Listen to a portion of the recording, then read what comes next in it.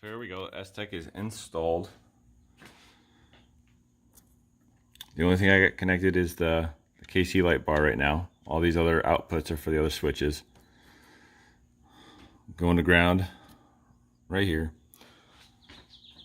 Running the switch cables through the firewall right there. Power cable around the back.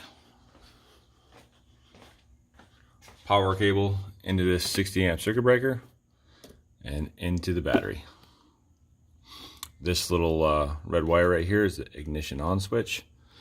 Got it fused to number 9.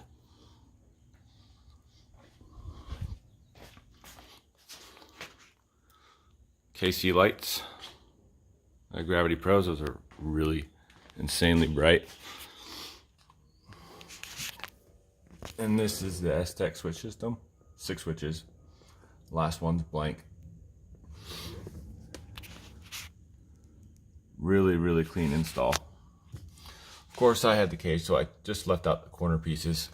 It's getting too much of a pain in the ass to deal with them, with everything being loose, but everything is still nice and neat. Tidy in the dash. A 67 designs mounts on the cage, and all I gotta do is clean it up.